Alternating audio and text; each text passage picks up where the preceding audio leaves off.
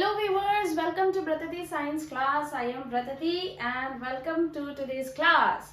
Today we are going to talk about transportation. I love traveling. How many of you love traveling? So whenever traveling comes to our mind, we look for the mode of transportation, right? To go from one place to another. So there are many transport modes like cars, bus, tram, train, plane, boats and so on, isn't it? Okay, so our topic is related to this transport system. So let's think about the train, okay? So the train has separate compartments, and in the compartments either there are passengers or there are goods, right? In the goods train. And the train is needs a track to move on from one station to another station, and the first thing that is there, that is the engine that helps the train to move on, that gives the working what can we say, the energy to work on, to move on. So today's class we are comparing this transport mode along with the transport system in our body, in human body. We will also talk about the transportation in plants, right? So let's begin our topic today, which is transportation. We are talking about transportation in humans, and we will also talk about plants. All right. So there are two kind of transportation system in human body, right? One is circulatory system. Another one is excretory system. Now, as I was talking to compare with the train, so let's now compare. So here are the organs, that are present in the circulatory system. It can be blood. Number two, it is blood vessels. And number three, heart. Right? And today we are going to cover this. And in excretory system, we have the main organ is kidney. Number two, kidney is the main one. And then we have ureters. We have bladder. We have urethra. All right. So these are going to cover. We are going to cover along with that plants, transportation system. That also we are going to cover. Okay. So now it's time to compare, and we will start with the circulatory system. Okay. So first we are talking about circulatory system, and we are going to compare with our mode of transport, train. So blood as can be compared with the train. Train is the vehicle, here blood is the vehicle. How? Train is carrying the passengers from one place to another. Here blood is carrying, you know what they are carrying? They are carrying oxygen, nutrients, water to different parts of the body. Okay, so blood can be compared with the train. Now the train needs the train, like the that passengers or goods can be compared with the oxygen, nutrients. The blood vessels are the channels or the tubular structure like veins, arteries, that carry the blood to different parts of the body. Just like the railway track for train, the train must be moved on. Without the track, the train cannot move. Without the blood vessels, the blood cannot transport. The blood cannot transport to the body. Okay. Heart, that is the main motor or pump, and that is working 24/7 involuntary muscle. Okay, so it's continuously pumping, the heart is pumping and generating the blood. Similarly, it can be compared with the engine which starts the train. Without the engine, the train cannot move. Without the heart, the blood is not generated. Alright, very clear? So that's why you can remember we are talking about transportation system in humans, and the first system, that is the circulatory system. Then one by one we will go through it. So let's start with the blood. What is the color of blood we have? Yes, it is red in color. But do you know, all the organisms, they don't have red blood. Some of them, the insects and some of the creatures, they even have blue blood. Have you heard of this? Blue blood, we also call it ironically when somebody is born in a very royal family, right? Blue blood. So it's naturally also the creatures, they have the blue blood in them. So let's start our topic, circulatory system. And in this, we are going to talk about blood. Okay. So blood has the blood plasma, the fluid part, plus organelles or cellular part. We can call it cellular part. This plasma is yellow in color, yellowish fluid, 95% water, and also it carries nutrients, mainly glucose and other metabolic products to the different parts of the body. Cellular part consists of RBC. You know what is this? Red blood corpuscles. Red blood corpuscles. WBC, white blood corpuscles, platelets. Okay. So do you think these are important parts of the blood? Absolutely. RBC, the red blood corpuscles, they contain very important part of our blood. That is, yes, hemoglobin. Hemoglobin is red pigment, and that's why our blood is red in color. So here we are learning about HAEMOGLOBIN, hemoglobin, which causes blood to be red in color. Now I was talking about blue blood. So those creatures that have blue blood, they have hemocyanin, and this causes the blood to be blue in color. Right? So this hemoglobin, it carries the oxygen and transports it to different parts. Okay? So it's very much important. RBC molecules, if you see under the microscope, it's disc shaped. Okay? Generally what we have, 100 to 120 RBCs must be there in our body. WBC, that doesn't have any particular color. So we call it WBC, white blood cells or blood corpuscles. And these are called the soldiers of the body because they fight with the germs and they protect our body. So WBCs are called soldiers of our body. Platelets, very important part.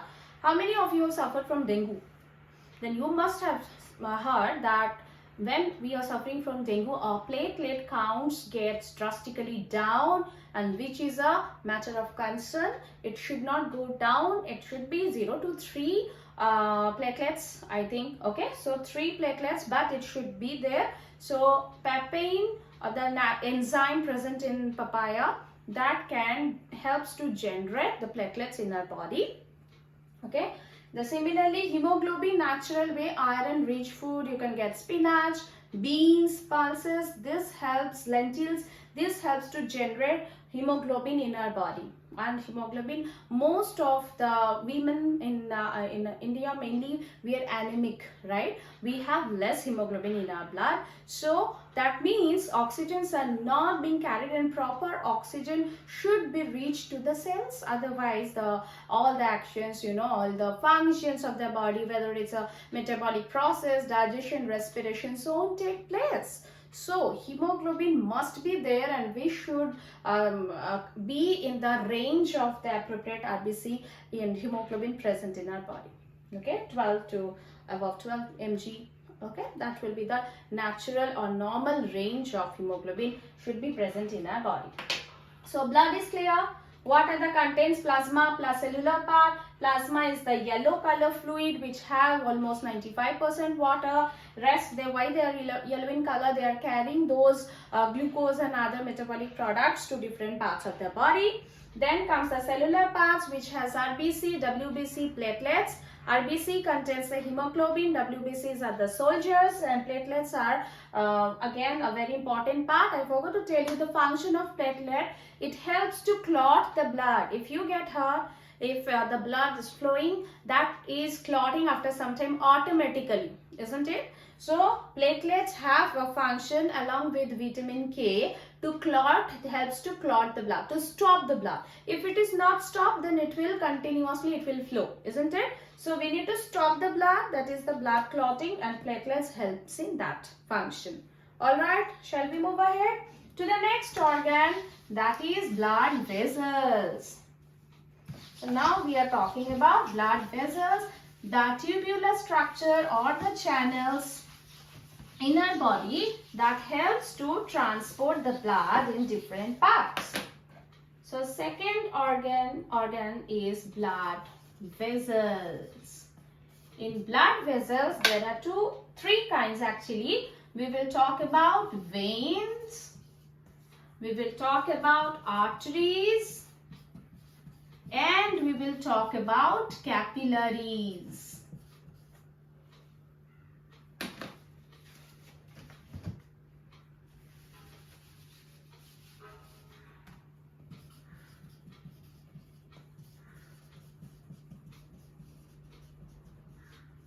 Okay. How many of you can see arteries or veins in your hand or any parts of the body? Generally, we see the veins which is blue in color, and arteries are actually red in color. So first point we can write, it's red, it's blue, and capillaries are actually, it's red plus blue because it's a junction of the arteries and the veins, that is the capillaries. Okay, next point, arteries are thick walled and veins are comparatively thin walled. Why? Thick walled because arteries, they carry the blood from the heart to different parts. So heart is the motor, the pump, it is generating the blood. So it is coming with the pressure. So high pressure blood is coming. That's why to withstand the pressure, the walls are thick. Veins, they are carrying blood from our body along with the waste and carbon dioxide, and that deoxygenated blood or the carbon dioxide filled blood, they are reaching to our heart, and so it is comparatively thin walled. So as I said, it's carry blood from heart to different parts,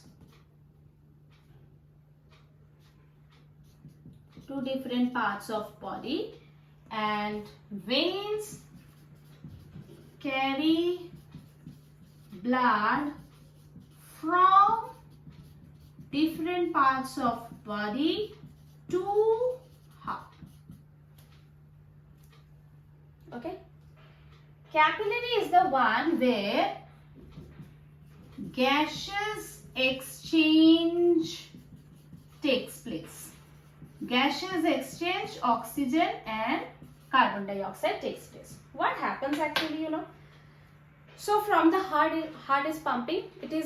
Heart is situated in the left side of our chest. So our heart is pumping, and from there the blood goes to the arteries. The artery is carrying the oxygenated blood. It's circulated throughout the body, and then so as it's coming to the capillaries,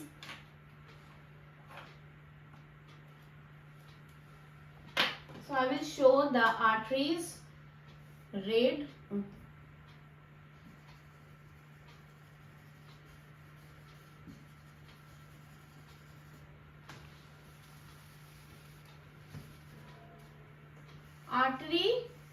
Artery will be divided into articles, that is the different smaller branches, and finally there will be the capillary. In those capillary, and then it will even the veins, the branches and the veins. So this part is capillary, this part is artery, this part is vein. The artery, they are differentiated, they carry the oxygenated blood. They are differentiated into different branches. In the capillary, oxygen, glucose, etc. all are coming together. Okay. Formation of ATP takes place. That is, you know, that glucose breaks down to ATP, carbon dioxide and water. That carbon dioxide, the cell doesn't want it. Cell is saying go out.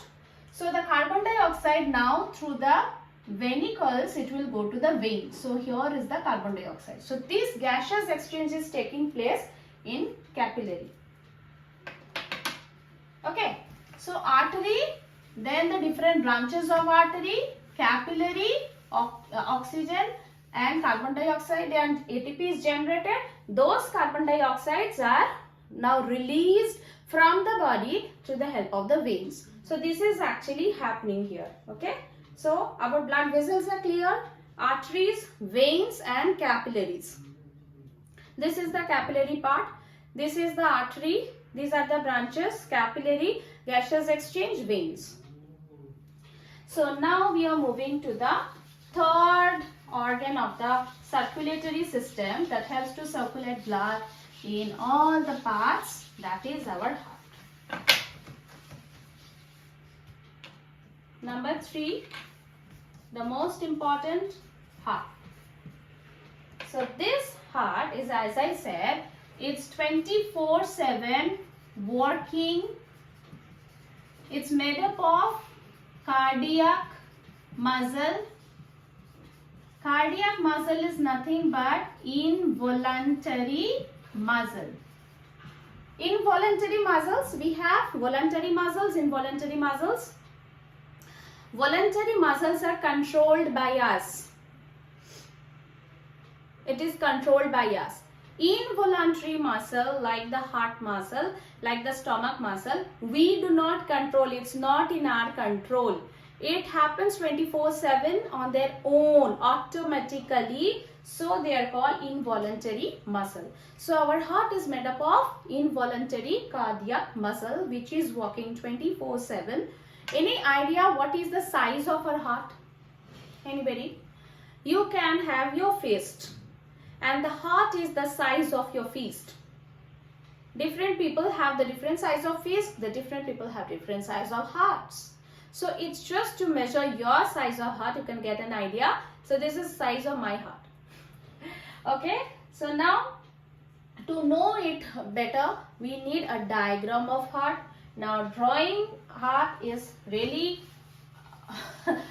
it's not so easy. So let me try.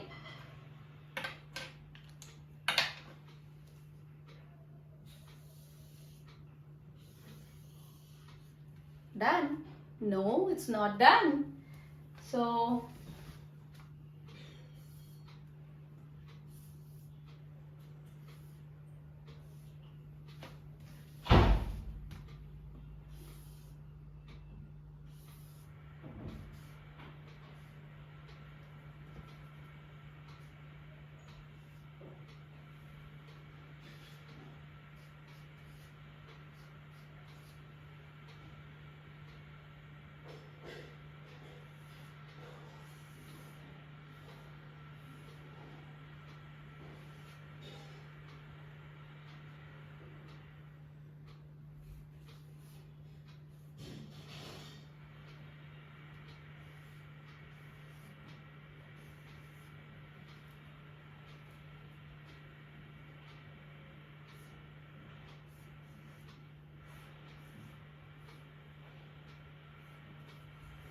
You can pause and play to see how I am drawing this.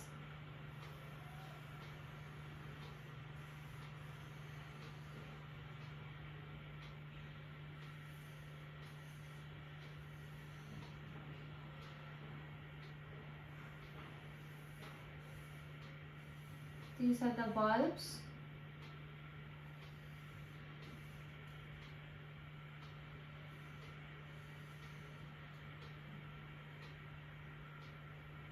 Okay, done. Now we are going to label it.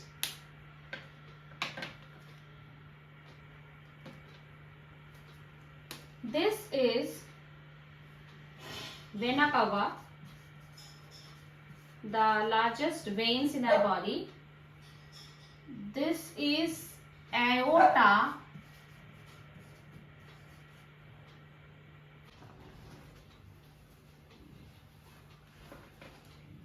This is pulmonary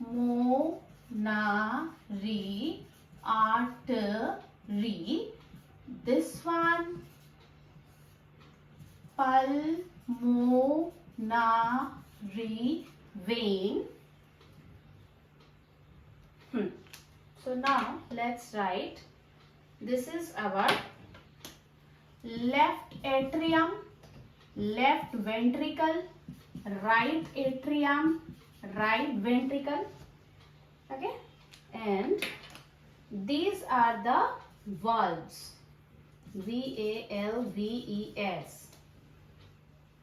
Now we will understand the working of heart. क्या होता है? The working of the movement of blood. So this is the vena cava. It carries the carbon dioxide rich blood or deoxygenated blood through the right atrium. From right atrium it comes to right ventricle. From right ventricle it goes to pulmonary artery. From pulmonary artery the blood goes to lungs in order to filtration. Now the deoxygenated blood or carbon dioxide rich blood should be purified to oxygenated blood. That oxygenated blood is carrying from lungs, it will come to pulmonary vein. From pulmonary vein to left atrium, from left atrium to left ventricle, and from left ventricle to aorta, from aorta to the body, I mean different parts of the body. Okay, so this is the circulation, blood circulation goes on. Now here to remember these two parts, that is atrium, right atrium and left atrium. These are the four chambers. Okay, atrium, right atrium, left atrium, and bottom right ventricle and left ventricle. So these are the four chambers of our heart. This atriums are called atrium. These are called blood receiving chamber. Blood receiving chamber. And this side, the ventricles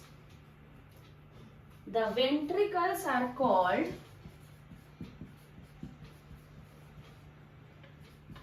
blood releasing chamber. Blood releasing chamber. Alright. So once again, this is heart. We have four chambers in our heart. The upper two chamber, right and left atrium, are called blood receiving chamber, as they are receiving blood either from heart or from body. The bottom two chambers, right ventricle and the left ventricle, these two chambers are called blood releasing chamber, as they are releasing the blood to the body. Okay, so now what is happening? First, from our body, the carbon dioxide filled blood, or we can call it deoxygenated blood, that is carrying from the vena cava, the vein, it's reaching to the right atrium. From right atrium, it goes to right ventricle. From right ventricle, it's reaching to the pulmonary artery. From artery, it's going to lungs in order to purify it. From lungs, now the oxygenated blood, or we can call the pure blood, that is coming through the pulmonary vein. From pulmonary vein, it's entering to the left atrium. From the left atrium, it's coming to the left ventricle, and from the left ventricle, it's reaching to aorta, and through aorta, it's circulating to the body. Here, if you have noticed, pulmonary artery and pulmonary vein, these two are the exceptions from the artery and the vein classes. Why? I said you just before this, artery carries oxygenated blood, but exception pulmonary artery is carrying deoxygenated blood or carbon dioxide filled blood. I said you veins carrying the carbon dioxide filled blood, okay, but pulmonary vein, it's carrying the pure blood or oxygenated blood. How to remember and why these exceptions? Okay, so heart is clear. So we are almost done. We'll just tell you how to remember what is artery and what is vein, and how to remember the exceptions also. So artery, remember, it moves away from heart, and veins goes towards the heart. Okay, so that's why the exceptions in case of, because they are carrying the deoxygenated blood and oxygenated blood, that's why the names are, but the artery and vein are same as they are going away, moving from the heart. So artery moving towards the heart, veins. Clear? Circulatory system is clear? Alright, good. Now we will move to our next system, that is the excretory system. Now, what is excretion? What is excretion? That is, we are doing a lot of metabolic process, digestion, respirations and so on, and our body, that is the glucose is coming, some other molecules are coming with oxygen, they are doing the reactions, it's breaking down, okay, and they are generating, what they are generating? Carbon dioxide they are generating the other metabolic substances and right, and water. So that metabolic substances or that substances should not accumulate or store for longer times in our body. Those are actually toxic to our body. Those toxic and mainly the nitrogenous substances should be released from the body. That process of removal of waste from our body is known as excretion.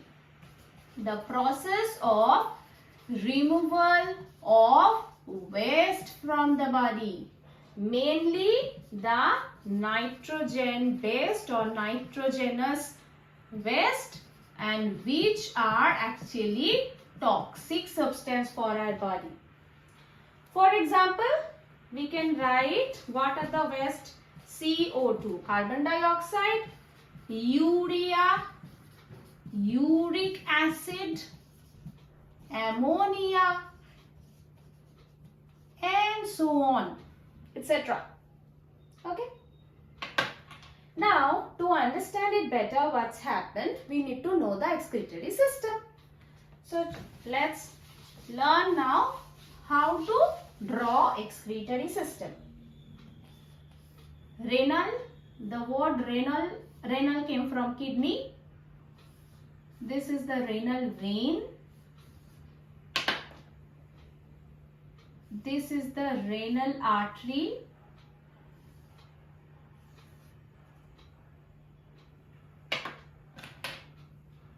This is kidney.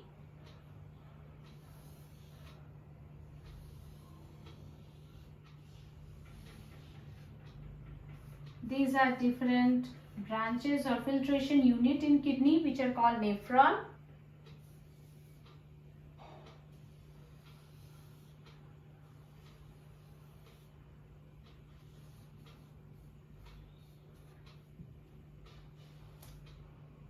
these two are ureters. They come and join in urinary bladder from the urethra. So let's point it out. This is renal vein. Nephron, the smallest unit in kidney. Renal artery. Kidney, the main organ of excretory system. Ureters, urinary bladder.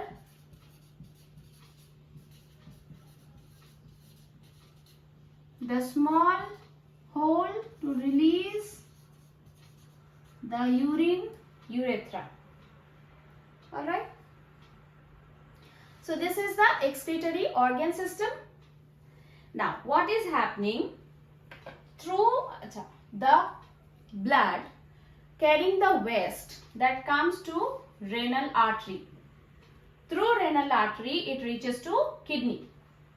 We have kidney in the lower abdomen, backside of us. Here is the portion of position of the excretory system.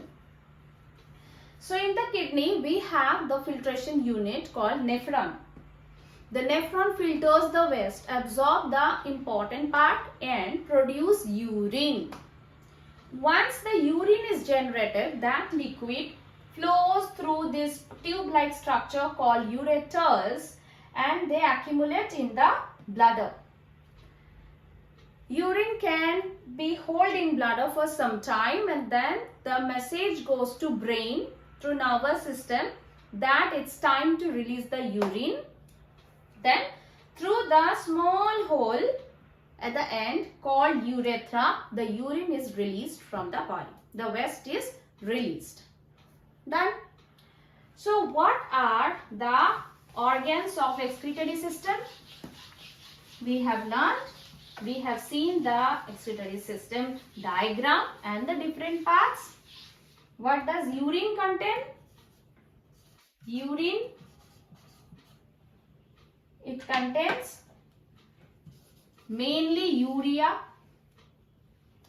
ammonia, a little trace amount of ammonia, uric acid, some trace amount of nutrients as well, etc. Okay, obviously water must be there. So these are the parts of urine. So urine that comes, so urea is the one that it forms the urine and comes out. Now this is all I'm talking about human and some other mammals, that urine comes out as the excretory waste, But in some other animals, like we are going to talk about other animals, for humans also we sweat a lot. During summer we sweat a lot. Through sweating, because we have pores in our body, through that pores the waste comes out of our body in the form of sweat. So when we sweat we feel cool, our body feels cool inside.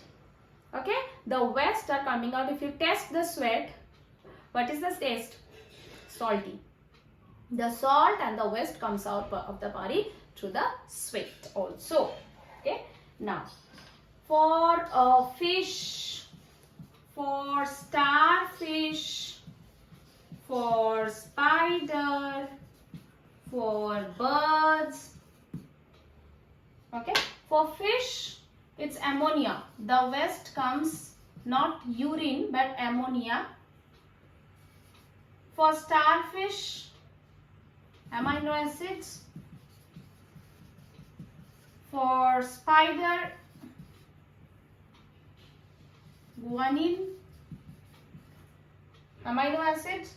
The birds, uric acid. Other wastes of the other organisms. So if our excretory system is done, so let's learn about the plants transportation system. Are we ready for that? Okay. So now let's learn about plants transportation system.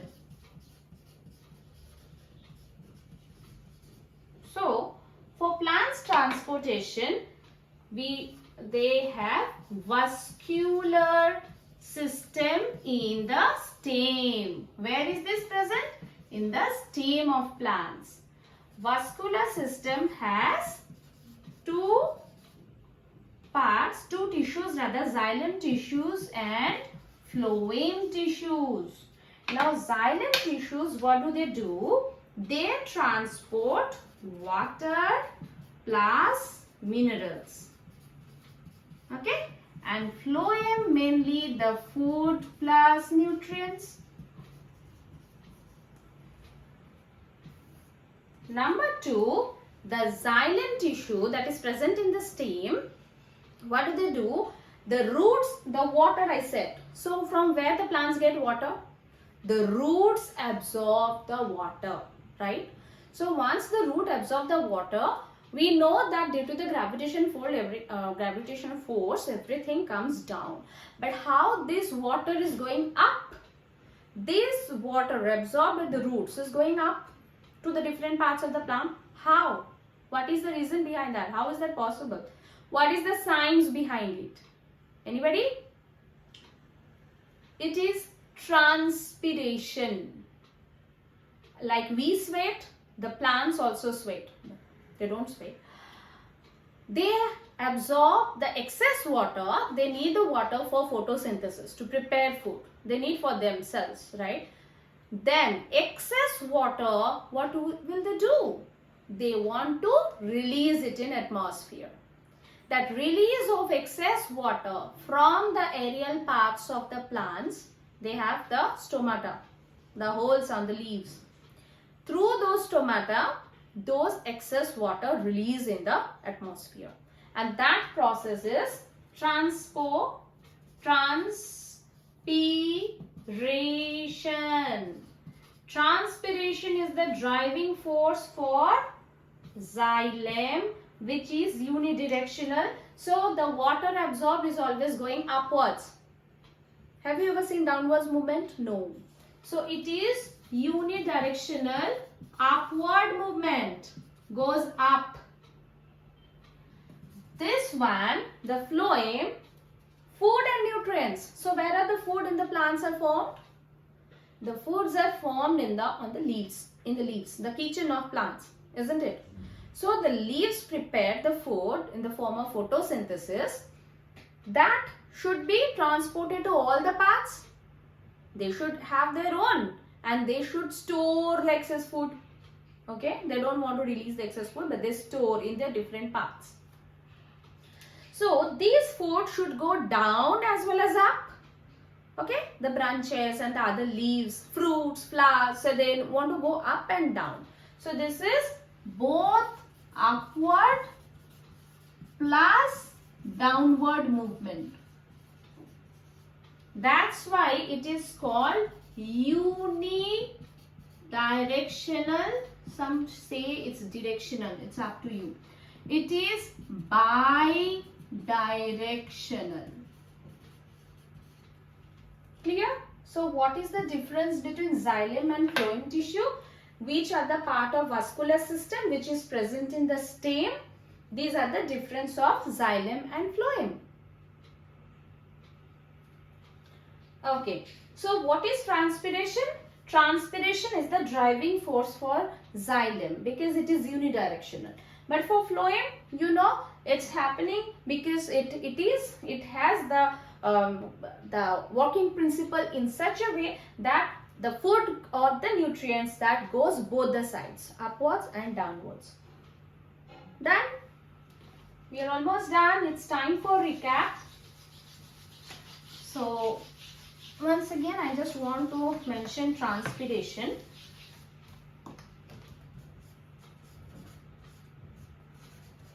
Transpiration. That is process of removal of excess water from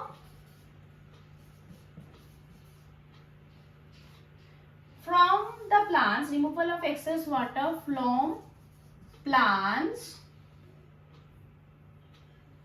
in the form of water vapor through stomata or other aerial parts of the plants. Okay. And second point is, this is the driving force for water to move upwards. Done. So shall we now quickly recap the whole transportation chapter in form of a mind map. I love mind maps. How many of you love mind maps? It helps to get the whole in a nutshell, the whole chapter, the full chapter in a nutshell. So we have learned mind map, that first we have seen it's in humans, we have seen, and plants. For humans, we know there are circulatory system and we have excretory system. For circulatory system, the parts are blood, organs, these are called the organs, the blood vessels,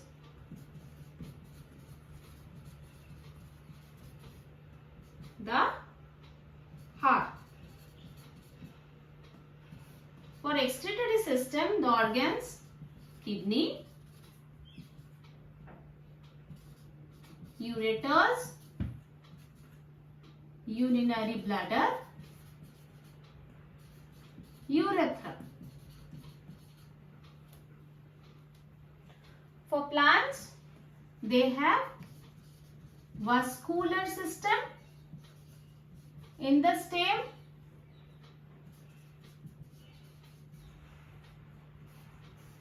xylem, phloem.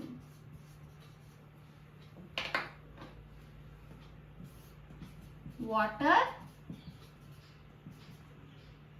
upward movement, food, both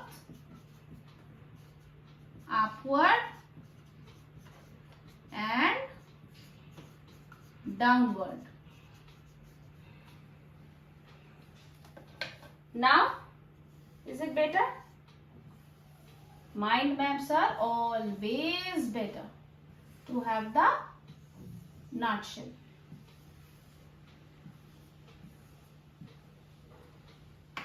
Okay. So viewers, I hope you are enjoying my videos and you are learning something new. Each class I try to put more, something newness. I want to bring the newness for you. Please write in the comment section, like and share the video. Don't forget to press the bell icon. Here I want to show you, this one is nothing but a funnel. You might have the funnel.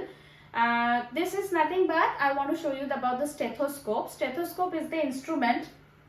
What do?